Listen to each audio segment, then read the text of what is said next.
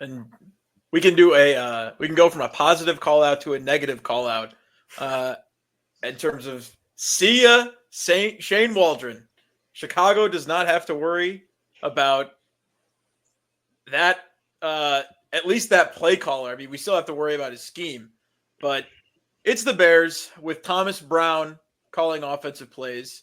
Former, who you may remember as the temporary play caller for the Panthers last season when Frank Reich allowed him to have play calling duties for, I think, like a game or two. I know he got him taken away after the Bears game, but it is the Chicago Bears hosting the dreaded, hated Green Bay Packers, who have, I mean, it's just been ownership at this point. It's been as dominant of consistent winning as any team. And it's just that much more painful that it's the most hated rival.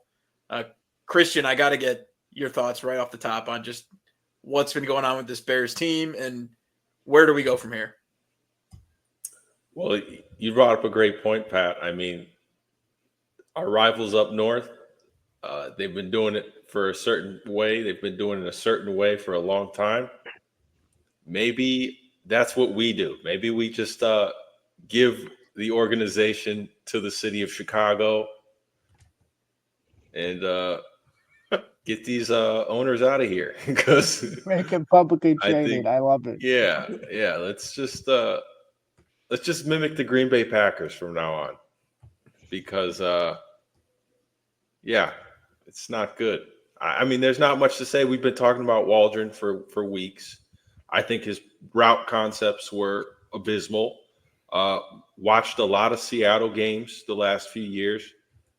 Everyone will tell you the same thing. We watched the Pat McAfee show today. They brought up some old footage of Jackson Smith and Jigba talking about Shane Waldron, and he put it as best as he could. He wished the Bears good luck, and he's not a good coach. He wasn't a good coach. I think, honestly, Eberflus has proven he's not a great coach, and I think the more time goes on, the more days that pass by that Eberflus is still the head coach of this football team, the worse it gets for Ryan Poles. I mean, Ryan Poles, I think, is in a hot seat now that he wouldn't have had to be in. And I think it's as bad as it could possibly be. I mean, I don't know what else you want to say. I said that you sound so dejected. Yeah. It's unfortunate. I mean, Ryan Poles has built up so much goodwill with the Chicago fan base, and really off of just kind of one trade. Yeah, one big trade that was more about the Panthers' ineptitude than anything the Bears really did. All the Bears did was kind of pick up the phone and give in to David Tepper when he was ready to give you all this stuff. Maybe the lesser quarterback between the one owner that Bryce might be worse. Stroud. Sure, he's the one owner that might be worse. Right. Well, the question is, do you want a meddling owner who doesn't know what they're doing, or the most deferential owners of all time who run the organization like a mom and pop shop down the street? And the head coach that they end up hiring. Yeah, the head coach that they end up hiring is a guy that, they want to go to church with, or that, Virginia McCaskey would have tea and crumpets with. That's the type of guy that they want to hire. They don't want to hire a guy like Jim Harbaugh, a guy like Bill Belichick, a commanding presence, anyone who's going to really want to take charge in the organization. They want to hire guys that, as I said, that they view as good, upstanding men. And that's just the way they want to run their organization. I don't think it's going to lead to winning football, but I think it makes them feel better about themselves as people, which is unfortunate that they're their owners of my favorite team. But legitimately, when you look back, I mean, let's look back in time. You've got Matt Eberflus, nice guy. Matt Nagy, nice guy. John Fox, he was here for just a paycheck, and all he did was bitch and complain about the stuff that he didn't have and how, he didn't want to be there and was late for press conferences. He was a guy that was just on his way out of football anyway. He was happy to have a job. Was Mark and then you go Trestman? back further. Mark Trestman, nice guy. Trestman. You know, Lovie Smith, nice guy. You go back. Who we shouldn't have fired. Why did we fire? Why did we fire Lovie Smith? 11-6. I mean, they fired Lovie Smith at 10-6. You know, that was obviously then don't even bring up that season, that Randall Cobb play that ended Lovie Smith's career, running past Chris Conti. It's too raw on Packers week to even think about something like that. But yeah, this is just what we're stuck with as Bears fans. We don't have to spend too much time, me and Christian, just going off on all of our gripes with the Bears, because it's just going to be bad. We're just counting the days until they course correct here and get Eberflus out of town. Is one thing, are you guys, how frustrated are you guys about just how terrible the offensive penalties have been? How terrible the offensive line has played, and your 23rd penalties. I love it. I love it when my offensive line, it can't block the A gap. The other team blitzes every single time, and they can't block the A gap. And when they're not missing blocks in the A gap, they're jumping off sides because their tackles, are too afraid of the edge on the other side, because these guys are not NFL football players that they're having along the offensive line. I want to make one more point about this. Is anyone who is blaming this on the rookie quarterback, blaming, the offensive failures, this goes much deeper than Caleb. And I think it goes deeper than Shane Waldron. This is about roster construction and how Ryan Poles has not invested enough into this O-line. Christian said it from the beginning this year that the success of this team is going to hinge on how well the O-line plays and protects Caleb, allows him to grow as a rookie quarterback. And we're seeing him regress. This is, a serious issue that the Bears need to correct as soon as possible. I mean, you need to step in. I like that they fired Shane Waldron. I wish that they would fire Matt Eberflus, because I think a lot of the struggles that Caleb's having is from playing tentatively. And a lot of that has to do with having he's not turning the ball over. Right, a defensive coach who wants to prioritize holding on to the ball. Pat and Christian, that was going to be my main question. Like, if you just go back to this week, right, does the firing of Shane Waldron light some sort of fire under this team to play with even a semblance of more effort? And I think that's what matters for this game this week, right? Like, is that enough? Like, I'm of the opinion that I don't think that's going to happen until Eberflus is gone. I just feel that way. I mean, maybe we see a one-game bump here on offense. Like, maybe for the first quarter of this game, like, we might see some more effort out of the receivers running their routes and blocking. We might see like a dash and more effort from the defense. But I'm with you guys. Like, I don't think that this is like, this seems like a desperate move by Eberflus to save his job. And that's just how I see it. I don't know how this could change like the vibes of the team until he himself is gone. I mean, you talk about a guy that's gotten 14 coaches on that original staff are either fired or resigned at this point, if I'm not mistaken. Right. And the one guy I think that was left, or one of the guys I think is left, is the original O-line coach that he hired. So, I mean, I don't know what the hell is going on with that. But look, that's how I see it. Like, I want to like take the super stinky, smelly, bet here and bet the Bears +6, because obviously, it's all sunshine and rainbows in Green Bay right now. Don't do it. Don't do it. And the Bears, maybe we get a bump. No. If the Bears had fired Eberflus, I would be all over the Bears +6. I would. I just think that would be just a very great motivational bump for this team. Yeah.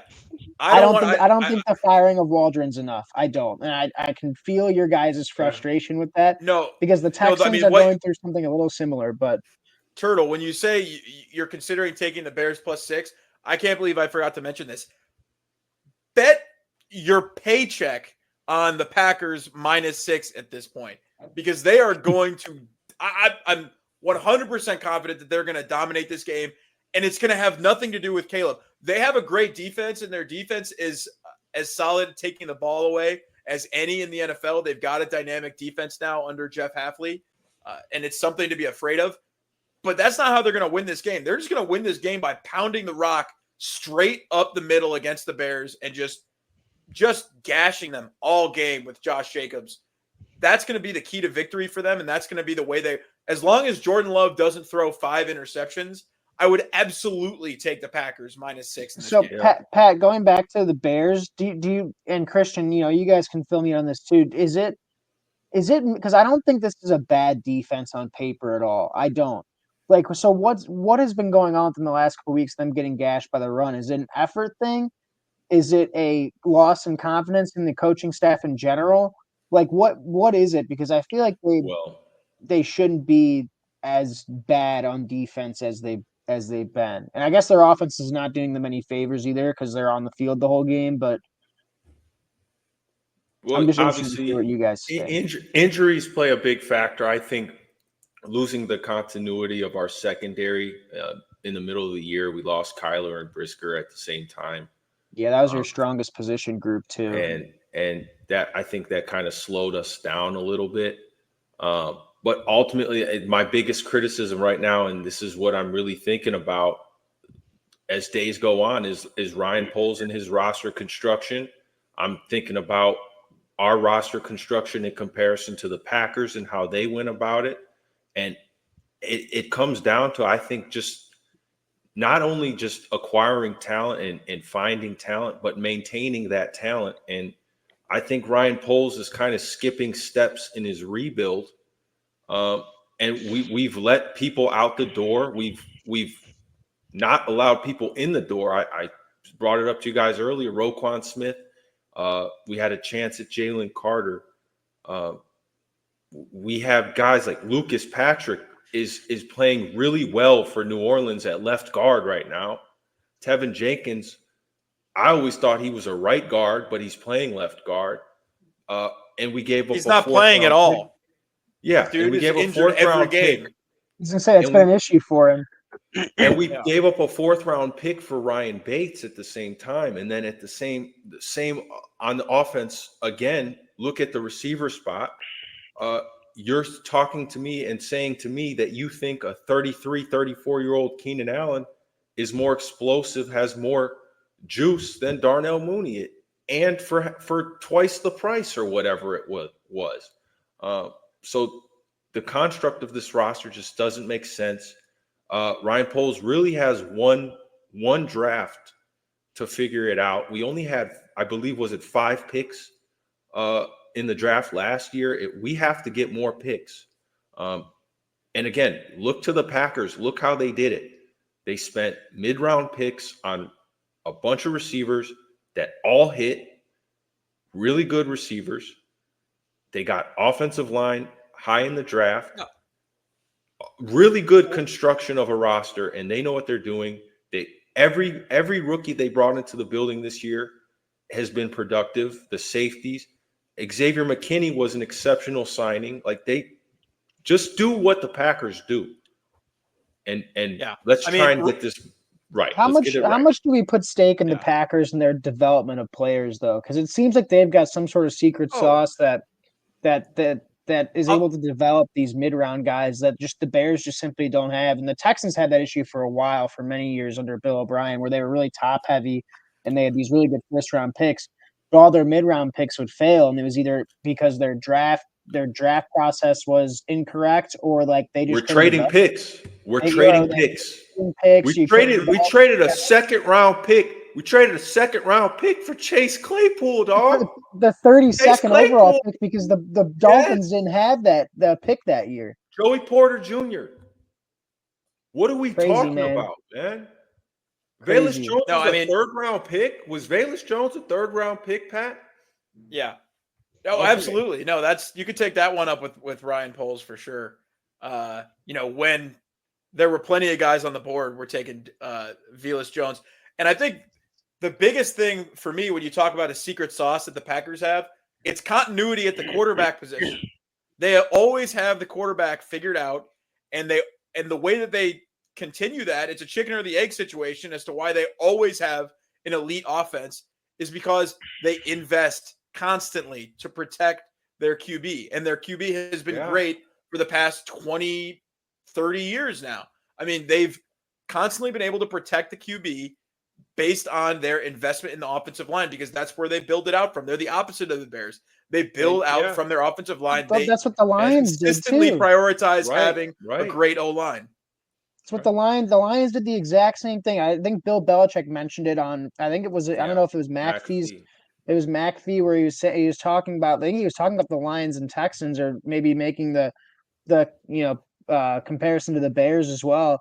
Was the Lions obviously built from their line and outwards? Packers do the same thing, and those teams are having a lot of success right now. So I don't know. Ryan Poles should know. Ryan Poles is an offensive lineman. I think that's what bothers me. No, I think that's part of our issue. Though. I mean, that's part of our issue is he's a failed offensive lineman.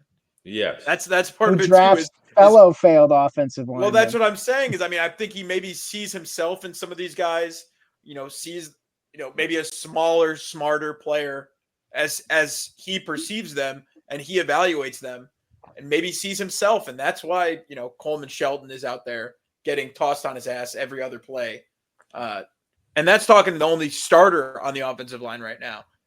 An offensive line that, mind you, he said he was proud of the depth, and this is the deepest offensive line that he's been able to work with, and he had to turn away great players to keep these guys.